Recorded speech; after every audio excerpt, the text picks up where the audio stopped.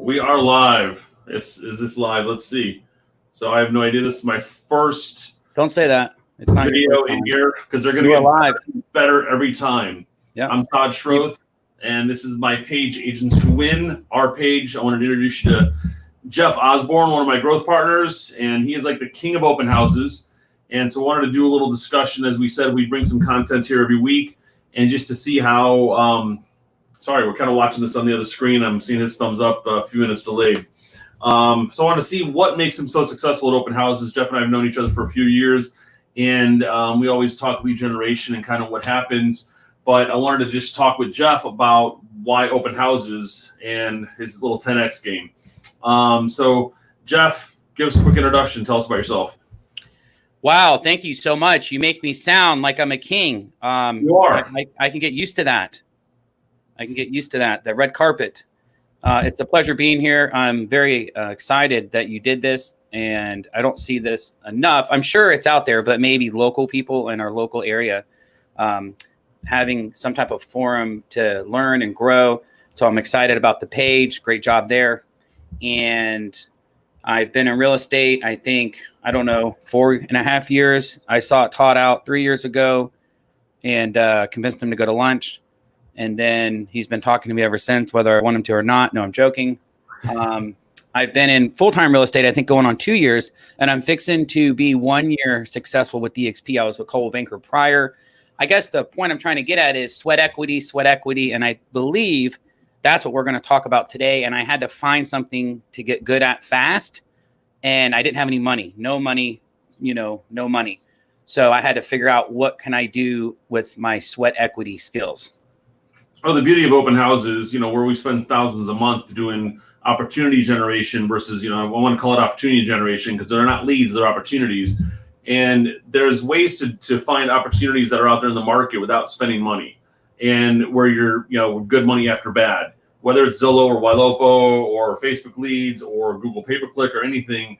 There's a lot of different niches, and this is what we want to kind of focus on through our series here of calls and things, over the next months, weeks, years, whatever we have going on. So why open houses?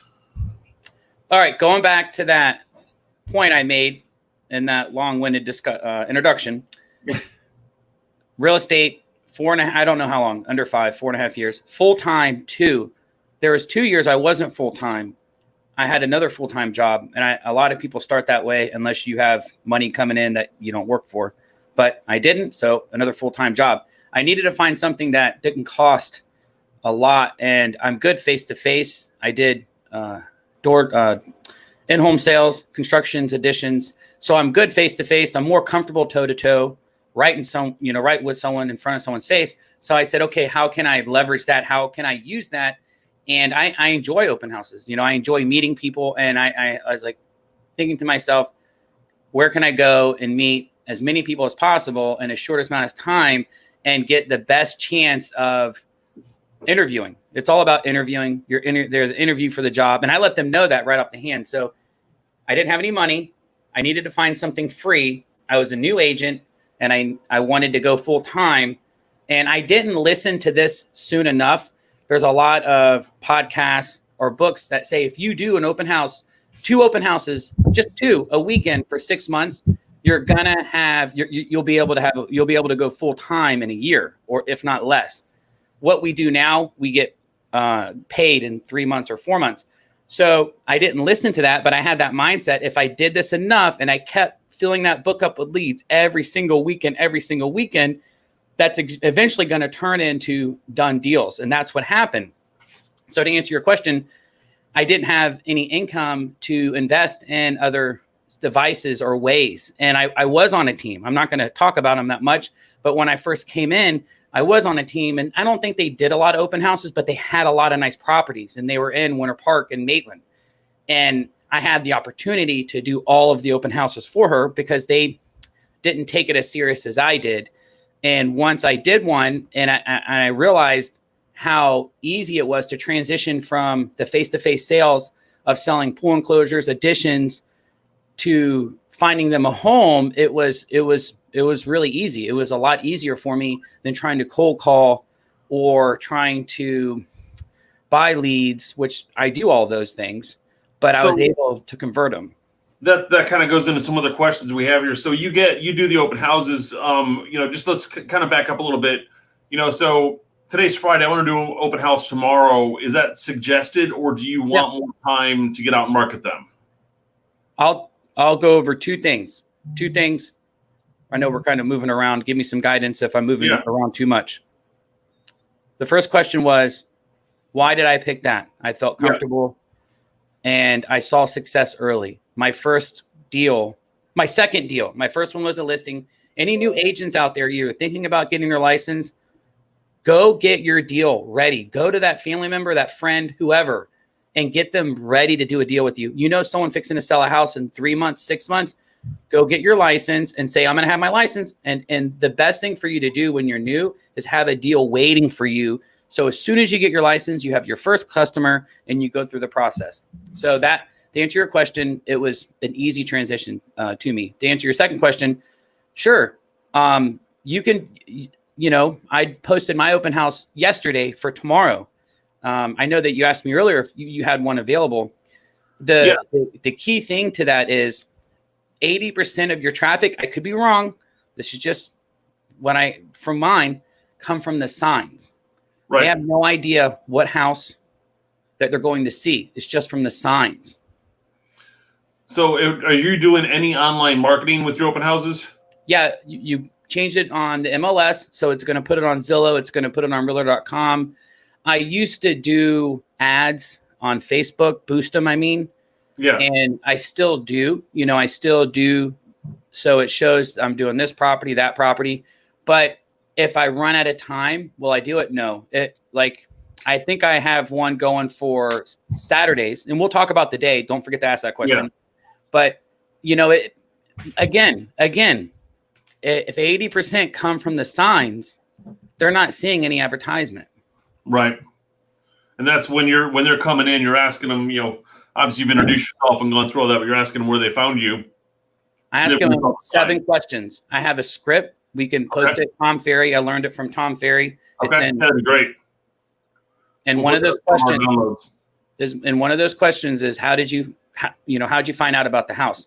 Now, when they do come from Zillow, you better be on time because there's someone, they're going to be waiting. They're going to, if you start at 1, you better be ready by 12:55. 12:50. Well, that's what I've always done. Obviously we all we want to get there about a half an hour early, get lights on, get adjusted. Each of us have a little different story on it. When I'm going to do an open house, I'm going to put the signs up on the way to the open house, then I'm done. Versus some of my other team members will go put the sign, go get everything on at the house, then go back out, put the signs up so the house is ready. And I love that idea because whenever we've gone, and we'll have people follow us in the car as we're putting signs up because they see it and then it's like, can I just get in the front door? And then once that happens, you're so backed up because you didn't get the lights on, haven't brought all your stuff in, got all set up and stuff. We always ask the sellers to leave about a half an hour early so we can, hold on 1 second. You mentioned what time you should get there and if you should go to the home or go put out signs first. Yeah. So that's, I don't know if it made any difference. Trying to get the lighting working here perfectly, but it's kind of working, kind of not. But you go there, get the lights on, get everything set up, get all your display done, and that way you're not discombobbled when you walk in the door with people following you, and everything is done the way it's supposed to. So that's kind of a good idea is getting all that done ahead of time and then going out and put the signs up. That's what I was going to do it for you. That's what I was going to say. I highly recommend go to the house, I have things I do. I can send you a picture. I can write them down of how I display the stuff. Right. I'm going to go get the stuff displayed, the paper, my thing saying sign in, my other info sheet, my gift, so now what's helped me with Corona is I bring a table and I have a blue cloth that's really tight on the table. So I don't have to use I don't have to use the house's counter or kitchen table or kitchen counter. And that's kind of been better because I have a little station and it looks more professional. So if you do that, you need to go there and set it up ahead of time and then go do your signs. And then by the time you're heading back and putting your signs, charting yourself back, you know, you're right there. You're there putting up the signs 5 minutes before. So don't, Right. I used to do it the other way. I used to do it. I have kids. I'm doing 2 on Saturday or 1 on Saturday, 1 on Sunday or 2 on Sunday. And I just running out of time. So I'm barely getting there. And I used to start them at 12:30. Now I'm starting them at 1 to give myself a little bit more time on Sundays.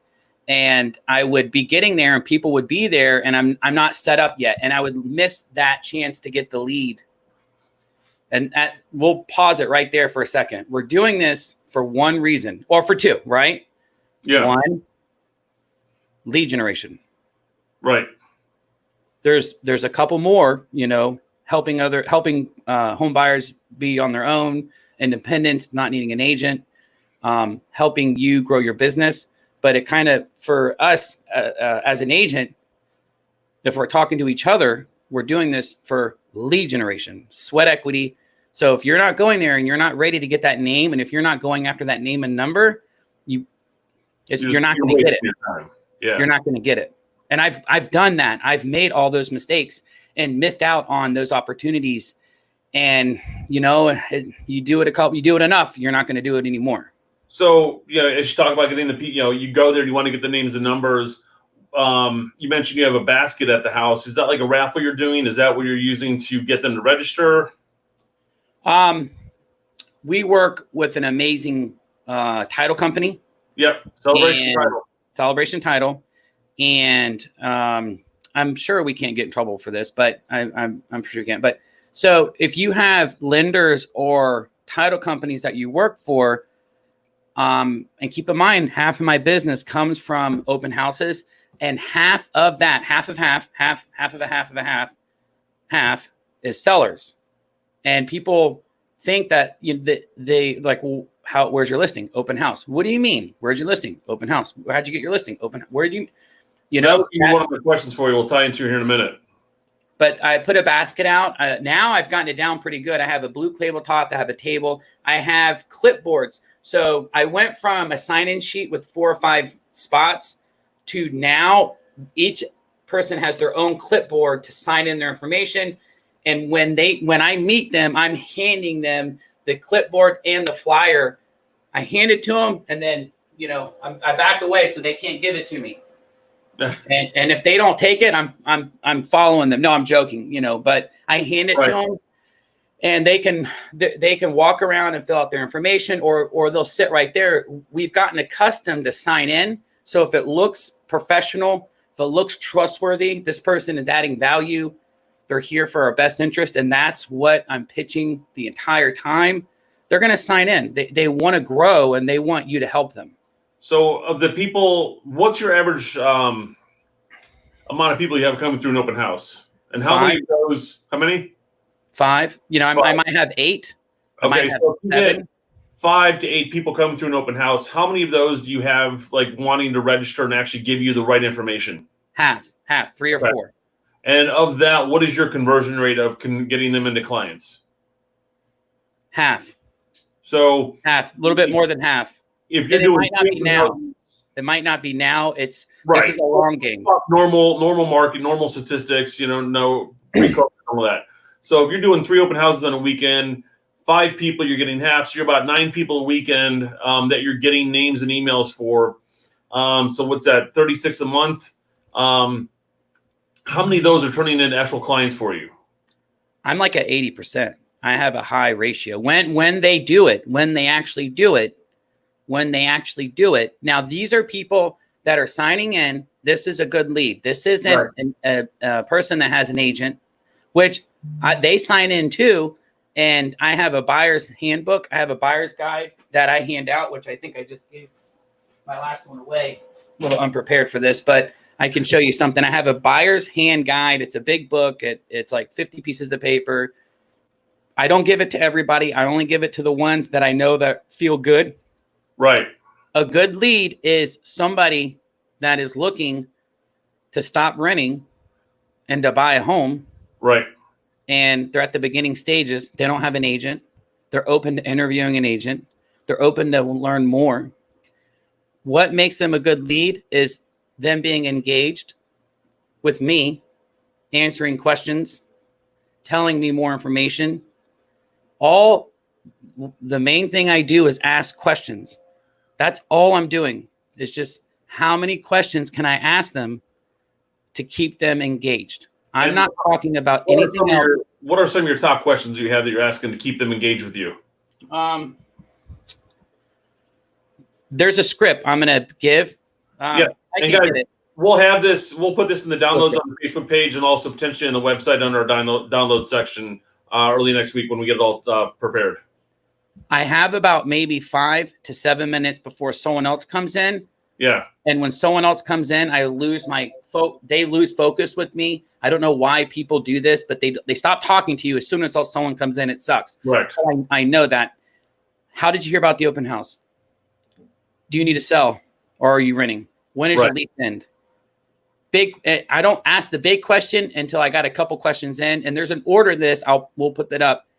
What's your ideal mortgage payment? Right. Not how much do you want to buy? No. That's good.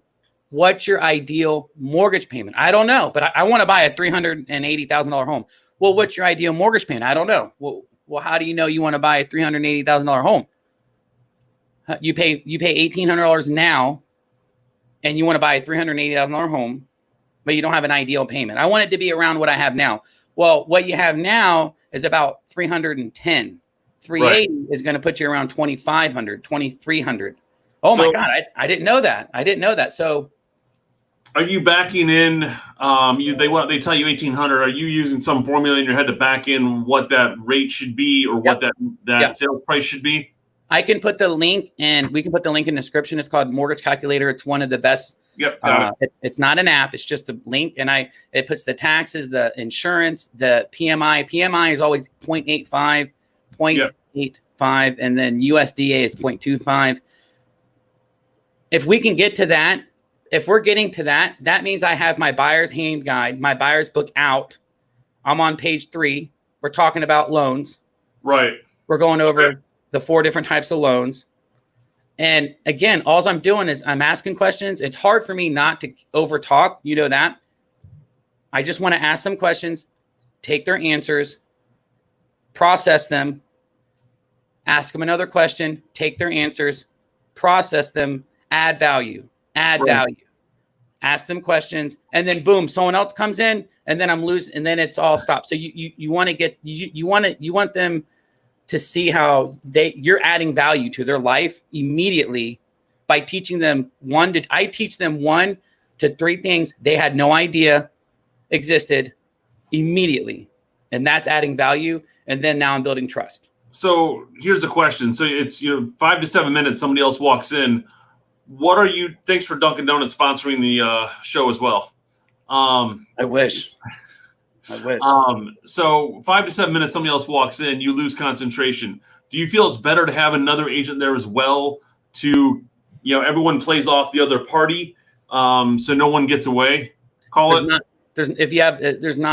It's not always like that. It's not always like that, but you want to be prepared. Sometimes you have 20 minutes. Sometimes no one comes for an hour. Right. If you have an open house where you're having 20 people, yes. Yeah.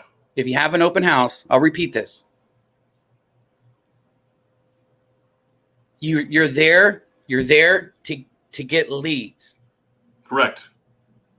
Your goal, I'm kind of going off target. Your goal is to set an appointment with one of the leads that you meet that day.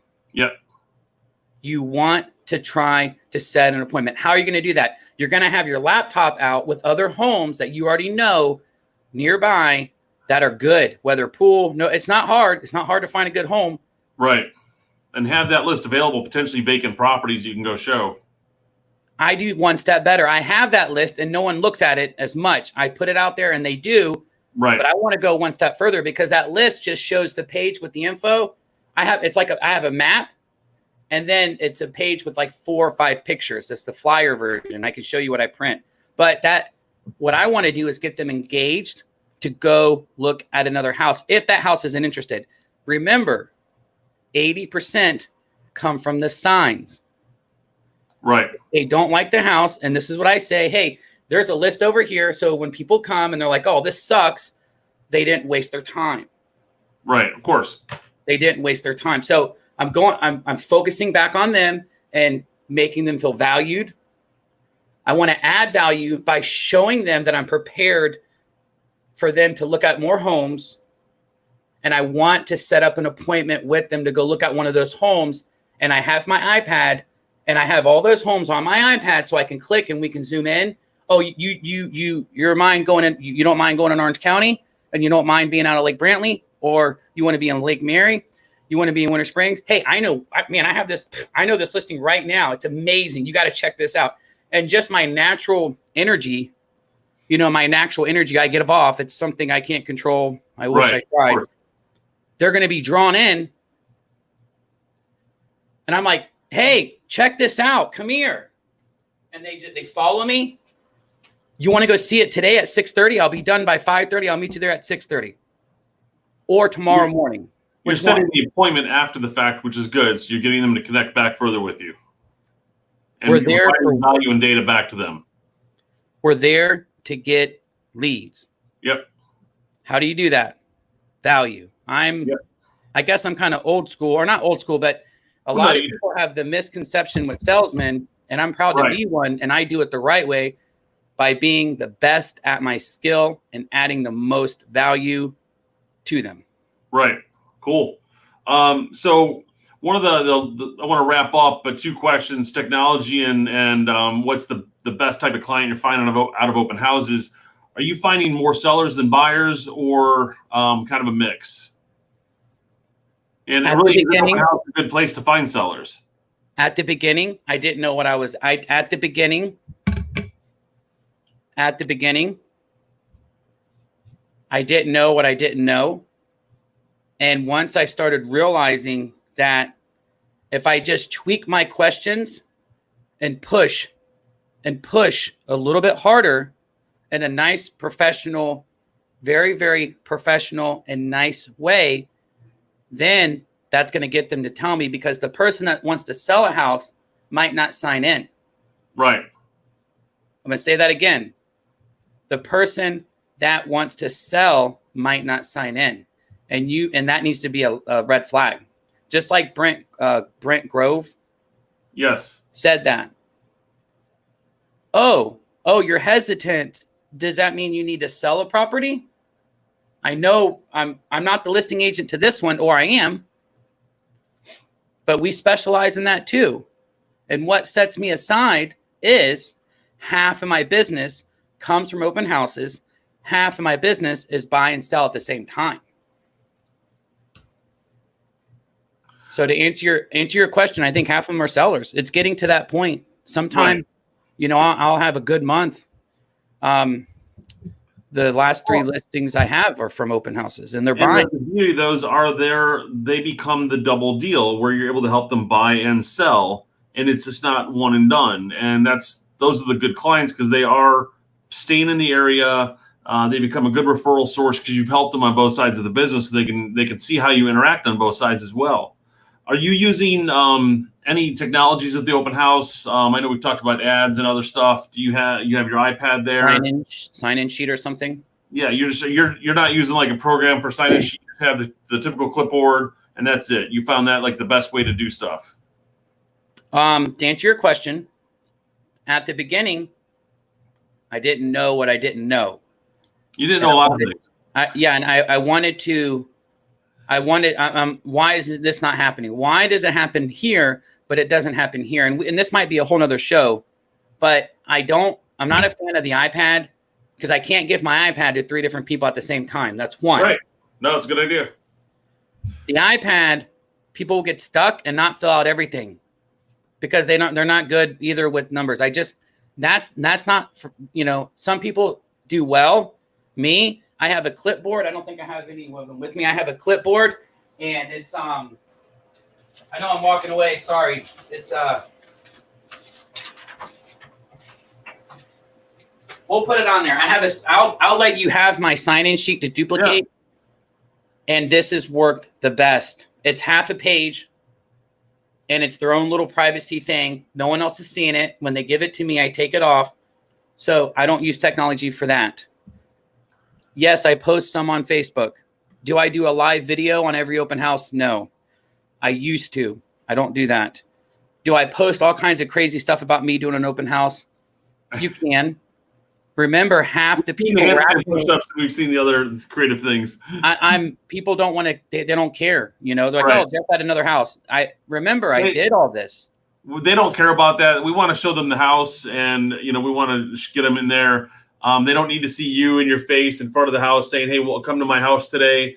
Do a general post with the property itself, or say, "Hey, welcome to my open house. Let's do a quick live tour," and then shut it off, and then get to the live open house. You know what I'm starting to post is the issues I have at my open house. Guys, yeah, of course, it's Sunday, fun day. I'm doing an open house. This is where I'm at. But you're not going to believe what happened. You're not going to believe this. Someone stole my signs again. They don't. All you're trying to do is just stay in front of them. We have to do that. But the question that we're not asking is, if I said 80% of my business, 80% of the people are coming from the signs, how many signs do you need? That's a good point. That was one of my questions. What's your typical amount you're putting up? I like to put up 50. Okay. 45. I like to go, if anybody knows me and they see my signs, they're going to see the same damn sign 8 different times. And when I go to an intersection, I'll do 2 big intersections and I'll put 4. So if you're coming in, I'm just on each side of the road. I'm not on the other side. I'm just on the same side. And I'll put 4 on this side, 4 on this side. And then I'll do 3 in front of the subdivision on each side. So I have 6 there. And then when I'm at, so I try to find 2 major intersections a half a mile away. I don't care. A mile away. Right. I don't care. The time I didn't do that, and you're wondering why you don't get anybody at your open house. You're wondering why you're not getting enough traffic is because you're not going out as far. Now, having said that, be safe. We're not trying to get hit. That's what I've run into the problem with some of the bigger intersections, is putting them out, and making sure they are all in the right spot. I'll take a map beforehand and pinpoint where I think they're going to be, how many should be in each corner. We'll typically do 20 to 25 on a house. We want to keep the traffic as local as possible. But you also got to think, like 50 signs, that's a lot to put up, lots to take down. Are you getting early? There's 8 in one spot. Yeah, there's 8 in another spot. So that's whatever that number is. And then I have 6 in front of the subdivision. And then I have maybe 8 going back to the subdivision, and then I have 2 banners that say my logo and my name so someone can't steal them. So you can't miss it. I might not get to 50. I might, but I'm at least getting 30, 36. No, it depends on how many corners you need to put them on and all that other good stuff. I mean, in our neighborhood in Wekiva, I could put up 50 in 2 seconds because there's so many back streets going into the community, and we want to target every entrance possible. And then depend how far you're in. If anybody needs any help, I'll be more than happy to demonstrate. Just DM me, contact me, get contact Todd. I'll be more than happy to show you what I would do and where I would do it. So we talked about the signs. We talked about why are we doing this? To create leads, sweat equity. You have to take this serious. I know it's a Saturday. I know it's a Sunday, but it doesn't mean it's a day off. That's a day off for them. And if you're giving a day off to the people coming, that means you need to be prepared and you need to service them. You're there to service them. You don't know them. You don't know if they're a buyer. You don't know if they're a seller, and it doesn't matter. It doesn't matter. They're clients. Yeah. And they might not be the person that you do business with. Right. So let's recap on a couple of things and we'll wrap up. So the number one thing is ask the right amount of questions, engage with them as much as possible, and just be with them. Now, here's actually a question. Are you walking them through the house, or are you having them go through the house themselves, just to kind of see so you can let them, have their time? I'm going to answer that 2 different ways. Okay. One, everybody's different. We're good at marrying personalities. Yep. I know with your personality, you want me to be really close to you and hold you all the time, but not everybody's like that. I'm joking. Not everybody. I'm talking about you, Todd. Not everybody's like that. So With you, you might want me to hold your hand or grab your pocket or something. But with some people, they might not, they might need that privacy because they're not opening up. So figure that out. Second, I am the best buyer agent. I'm the best listing agent. I am the best buyer agent. And what makes me the best buyer agent is I can point everything about that house that is going to be an impact in a good way or a bad way. I can tell you 20 things that right immediately that you will have to come 2 to 3 times to see. That's what makes me a good product. We're selling a product. This is the product. We need to know our product. What's the benefits of the product? How is it going to benefit the client? How do we know it benefits the client? That's by asking them questions. Right. They wanted a heated pool. Hey, this has a heated pool. When I'm walking someone through a house, I am showcasing it. And that's why you're adding value. How did you know that was remodeled? How did you know to look at the plumbing? How did you know, higher countertops, lower countertops, knockdown texture, popcorn, wood, block, insulated windows, low E. You have to add value as fast as possible to get them to trust you to move to the next level of business with them. That's the key, is just keeping them engaged as much as possible. So Jeff, I want to wrap up. What's the top thing we can do on our next open house that's going to help bring some more value to us and our sellers? 80%. I keep saying this. I keep saying 80% go from the signs. Go put out your signs. Okay. Do 2 minimum. Please contact me if you need help on which ones to pick. There's so much more to this.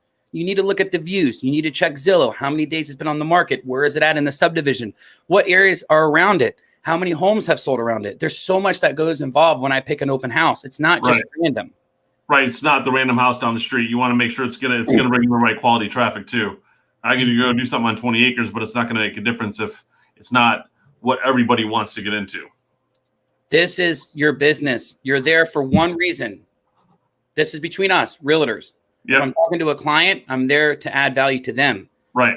No, what can we provide back to the agent community is what our goal is here. That's what this live is. Yep. You're there to get leads. You need to do all these other steps to get those leads. It's a funnel. You're funneling them into you, and you need to be ready to deliver. So we're going to wrap up. Jeff will provide us some information next week. We'll have some downloads on the Facebook page in the file section. Take a look for that, and we'll definitely next week we'll get some more stuff on another topic. Guys, appreciate everyone watching, and 10X. Thank you, Todd. It was a pleasure. Appreciate it.